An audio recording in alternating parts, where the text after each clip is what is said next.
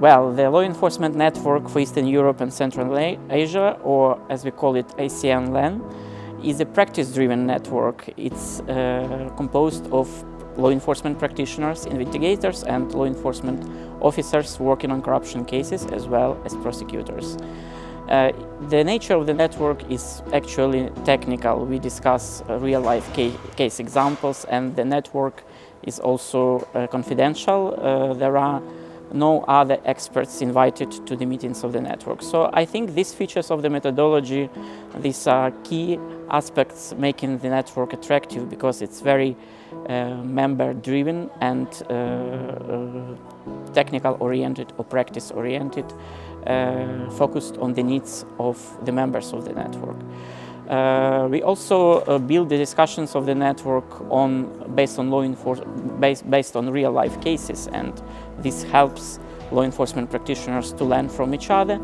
The other objective of the network is to foster informal international cooperation among law enforcement practitioners within the region, and also going beyond, because very often we invite the OECD countries from outside the region to transfer their know-how, their advanced practices to non-members.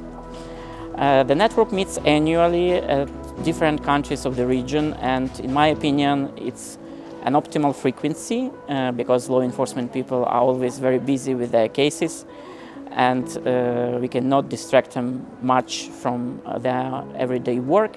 But at the same time, it's also important that Secretariat ensures that the network stays alive in between the meetings. So while the meetings are happening only annually, we also keep communication among the members of the networks, helping them building contacts or helping them to advance with their cooperation in individual cases. And I wouldn't say I have very specific advice for your network, but of course it's important to stay membership driven and listen from the members, stay relevant for the members, and discuss sometimes challenging and relevant topics for the members. Also, it is important that even though the network is technical, use that input from law enforcement practitioners, in our case, for developing recommendations for better policy making, and also technical recommendations. And in the LAN we have many examples when, based on the discussions of the LAN, we developed thematic studies, including recommendations for both policy and also practice-oriented recommendations.